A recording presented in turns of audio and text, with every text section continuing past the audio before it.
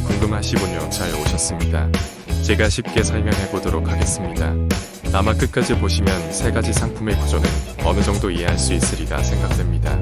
영상이 도움이 되신다면 구독, 좋아요 부탁드리겠습니다. 그럼 시작해 보겠습니다.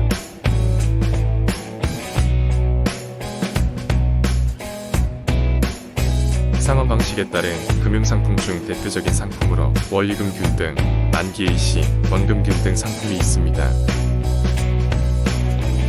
제일 먼저 원리금 균등 상환 방식입니다. 캐피탈업권에서 가장 많이 사용하는 상품으로 자동차 중장비 금융은 대부분 원리금 균등 상환 방식입니다.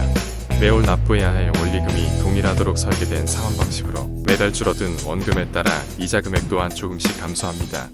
월 납부 금액이 동일하기 때문에 자금 운용 계획이 용이하지만 초기에 이자 부담이 큰 단점이 있습니다. 다음으로 은행거래 부동산담보대출 등에서 대표적으로 사용하는 만기 일시 상환 상품입니다.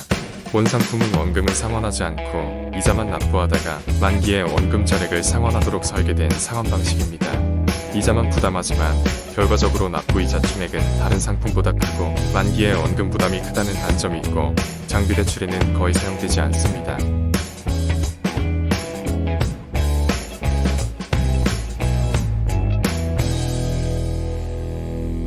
마지막으로 원금 균등 상환 방식입니다. 대출 금액을 상환 기간으로 분배하여 매월 같은 원금을 상환하도록 설계된 방식입니다. 줄어든 원금에 따라 이자 금액도 같이 감소하기에 매월 납부 금액이 달라 불편할 수 있지만 소비자 입장에서는 세 가지 상품 중 이자를 가장 적게 내는 상품입니다.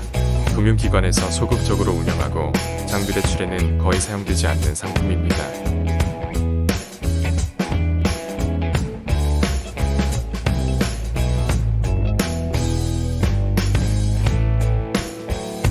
그런 세 가지 상품의 상환 금액에 따른 원금과 이자가 어떻게 변하는지 한번 비교해 보겠습니다.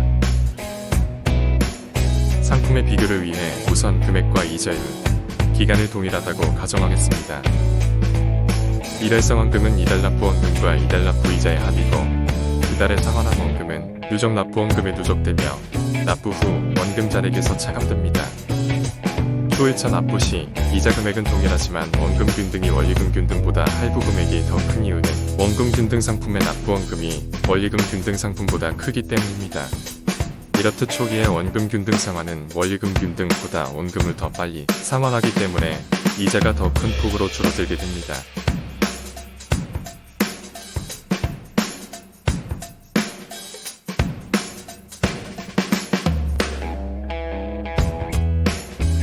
(48회) 중 12회차의 원금과 이자입니다.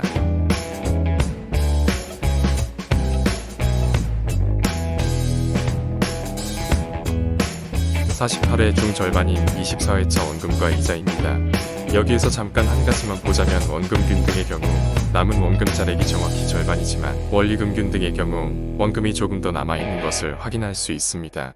이것은 앞서 설명드린 동일한 할부금을 맞추기 위해 설계된 원리금의 구조 때문입니다. 구체적인 건 뒤에 다시 한 번 더 설명드리겠습니다.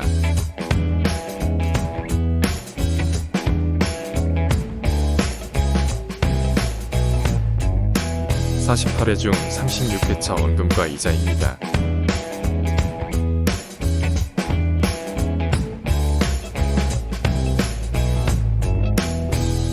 마지막 납부 48회차의 원금과 이자입니다. 이번 회차에서는 만기 일시 상환의 경우 원금 1억 원을 내야 한다는 것과 누적된 총 이자 금액은 원금 균등, 원리금 균등, 만기 일시 상환 순으로 더 많다는 것을 확인할 수 있습니다. 그럼 자주 듣는 질문 몇 가지만 한번 짚어보겠습니다.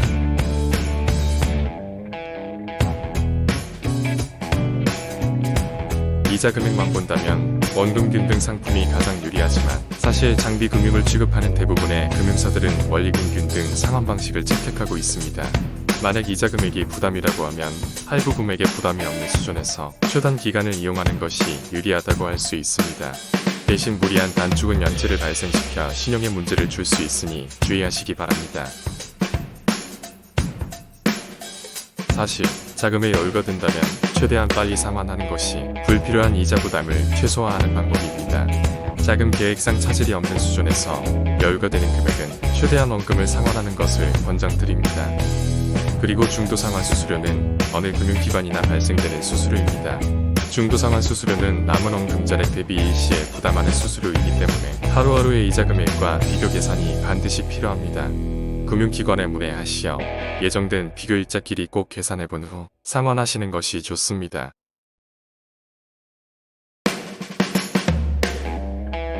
앞서 설명드린 대로 중도상환 수수료는 남은 원금자력 대비 일시에 발생되는 수수료입니다. 대출 초기에는 원금이 거의 줄지 않았기 때문에 거기에 수수료율만큼의 중도상환 수수료를 더하고 또 지난달 납부 후 현재까지의 날짜로 계산된 이자만큼을 더해야 하기 때문에 원금보다 더 커질 수 있습니다. 앞서 24개월 시점의 영상에서 조금 설명드렸는데요. 원금균 등의 경우는 단순히 기간으로 배분했기 때문에 중간 지점에서 절반의 원금을 상환한 것이 되지만 원리금균 등의 경우는 조금 다릅니다. 그래프에서 보이듯이 원리금균 등은 매달 내는 할부 금액을 동일하게 구성했을 뿐 중간의 원금과 이자는 다르게 구성되어 있습니다. 원금이 절반 수준으로 줄어들 때까지는 이자가 조금 더 포함되어 있고 그 이후부터는 원금을 조금 더 내는 구간에 접어들게 됩니다.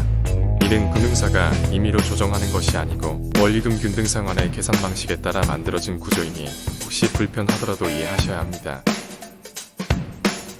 가끔 이자의 이자 금액과 이자율을 같은 것으로 오해하시는 분들이 있어서 잠깐 말씀드리면 원금의 이자율을 적용한 것이 이자 금액입니다. 특정 경우를 제외하고 대부분 이자율은 대출이 끝날 때까지 고정됩니다. 하지만 원금이 계속 줄어들기 때문에 이자 금액은 줄어드는 것이고 이자가 줄어든다는 말은 그렇게 이해하셔야 합니다. 또한 이자율의 경우는 금리 인하율 국권이라는 특정 조건에 해당할 경우 금리를 인하해주는 소비자의 권리가 있습니다. 다만 장비대출의 경우는 해당하는지 입증할 자료가 마땅하지 않아 적용받는 경우가 많지는 않습니다. 다른 금융상품을 이용할 경우는 금융기관에 문의해보시면 상세히 안내해주리라 생각됩니다. 나의 이자율은 금융기관에 문의하시는 것이 가장 정확하겠지만 이번 달 이자 금액과 지난달 납부하고 난 후 남은 원금자력 두 가지 정보만 알고 있다면 바로 계산도 가능합니다. 계산은 밑줄의 수식으로 한번 계산해보시기 바랍니다. 궁금증이 해소되셨나요? 또 장비 금융 관련해서 궁금한 게 있으면 연락주세요.